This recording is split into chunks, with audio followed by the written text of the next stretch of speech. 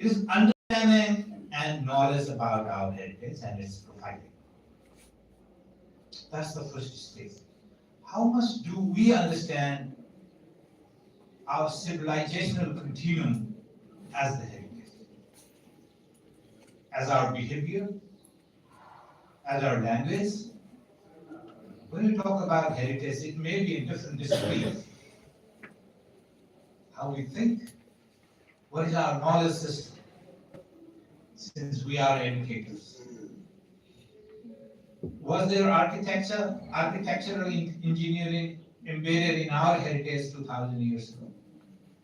Was there medicine? Was there science? Was quality of life better or worse? Even if we are talking about our heritage and history, it does not have to be always positive.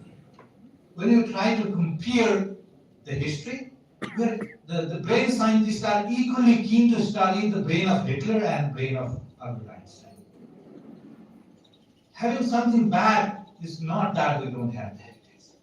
So first point, our understanding and our knowledge about our heritage and profiling of the same. That's the first point.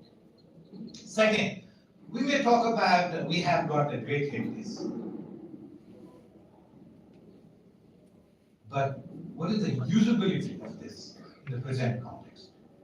When I say the usability of it, it also has got the three key components. If we have got that understanding, knowledge about our heritage, is it creating the manpower that's employable in the present context? That's one. When I say usability, it's employability.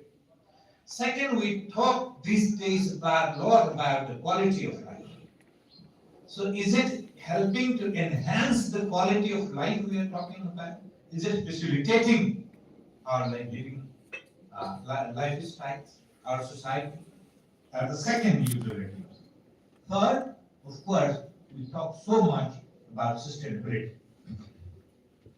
When you compare, is the science, the present day science making this world more sustainable, this society more sustainable, or the knowledge I mentioned in the first point about the understanding and the finding of it, will help to sustain. So when I talk about the usability, these three subcomponents are there. The third point about heritage is about your identity and pride and the narrative. I repeat, and the narrative. What is the narrative about our heritage if we have defined this as our heritage? In terms of the civility, pride, and dignity. If I am constantly told to me that if you are able to use forks and spoon, you are civilized. If you are eating by your well-washed hand, you are uncivilized. If you wash after defecation is uncivilized, if you use toilet paper is civilized. If you wear tie, you are civilized. If you wear my botosulwar is uncivilized. So if you're talking about heritage, what is the narrative we are creating? What is the narrative we are creating? And do you feel proud in creating that narrative? Yes or no? So why we are doing that? These are critical things. Okay, there is no point limiting, no point crying. So why I am here? Is there anything we can produce systematically in terms of knowledge that this part of the world, which we can define, I want to define it as Orientalism. I'm not defining Orientalism according to the book you have read with the same title by Edward Said. You must have read it. So when I was in China, I was in India, can we define the key three civilizational trends that is given by Islamic, Vedic, and Buddhist? So all others make obstacles. So is there a knowledge that is useful? What is useful? Three key distinct things. Is it helping us making the next generation and this generation very good? Are we becoming this? Is it helping to somehow contribute to peace in the society, in the world? And it is helping to sustain planet for a bit longer. So I have made it acronym HPP, humanity. Very simple. These days, everybody, did our part of the world produce chemical fertilizers, pesticides? If organic were better, we were the best. We remain the best. Why we are being lectured, being organic is best. If we produce organic, we can import. Whereas we are imposed with all those scientific innovation hormone things were best for humanity.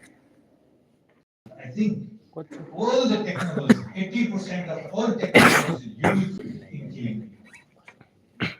Drones are going into the rooms of the human beings and killing. What's that? We want them. And is there any solution of our knowledge system providing? In where I, as an economist, I can produce all the graphs you can do. I can use several programmings from state art to art to anything. But the only economics that was taught by the West is more is better. The utility function, as mathematical function, is optimize the word optimize. You have got the optimization formula with the differentiation in mathematics. And the one key word, the rational agent, I repeat the word rational agent, in Western economics is you should be able to optimize. You should be, if you are producing, you should earn more profit. You should be able to consume more. That is optimization. But in our part,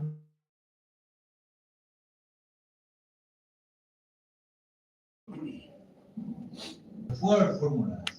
The rational agent in our economics is who creates waste, who is compassionate, daya, dana, tyag, sacrifice is better, and duty is better. In the West, there is trade-off.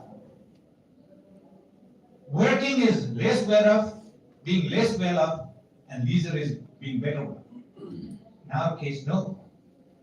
So there are, we've been able to systematically produce this, the profiling of knowledge in every discipline. We can talk about architecture, the great symmetry you have seen in the many caves, the geometry. So can you think of designing a few courses that we can teach, even for the discourse, to the West? That we have the civilization, we have the civilization, we have the heritage. That's the first side of it, I would say, vis-a-vis higher education. Can you teach something?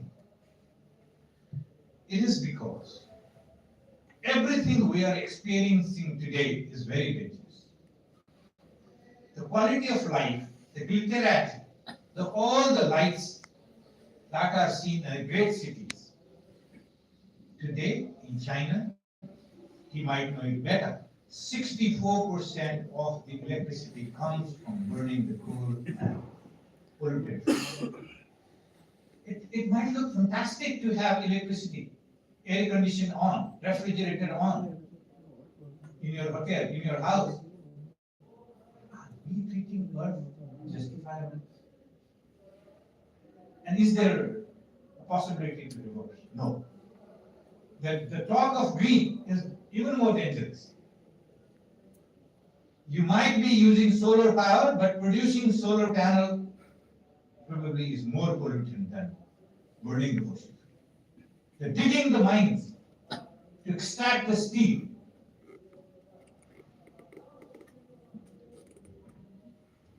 To build even the electric car is probably more pollutant. We have not giving holistic picture. We have been very monolithic in thinking. Many of the streams. So we are in a real crisis. The crisis, I don't want to go into politics, but nobody is taking responsibility of the past. All wrong ways. Donald Trump or Xi Jinping are not going to pay for damaging environment. I was in Azerbaijan, I had said it many times. I felt like crying. Nobody's. And even the people, not only the leaders. How many air conditioned machines are likely to be switched off in the Western world, so-called developed world? How many cars they are going to sacrifice in a family? No. So, what kind of generation we are actually producing is the ruthless. Not in terms of your enemy, ruthless to your kids, our kids. We have stopped loving our kids for the benefit of me. That our heritage probably. There are texts, University Consortium retreat for 18 and 19 of March. This is about exploring these things. Exploring about our indigenous knowledge, talking about the Himalayas, the glaciers, and of course, is there any knowledge contained in our civilizational continuum? So that's one announcement. And yes, we are in the age of technology, but we should also be able to manage it for, again, with this 3 vantage point, humanity, peace, and planet. So we have opened a center, an AIDPI center in Kathmandu University. Artificial Intelligence, Digital Public Infrastructure. So that will have a humanistic look and the technical look of the higher education paradigm research behind what constitutes modern day research. So I would like to welcome and to collaborate, to participate, to come and inquire, and Kathmandu University. Guys, share करो ये live में. Collaborate with all the universities, higher education institutions, making all this higher education discourse more meaningful, useful, and contextual for us. Thank you so much. Thank you. Thank you, sir.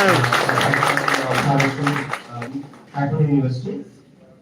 We are really grateful for your valuable sharing to us about the higher educations. And I would like to request our Vice Chancellor, Professor Hemraj Professor, to provide this token of love to the Professor Wadley. Please give a big hand.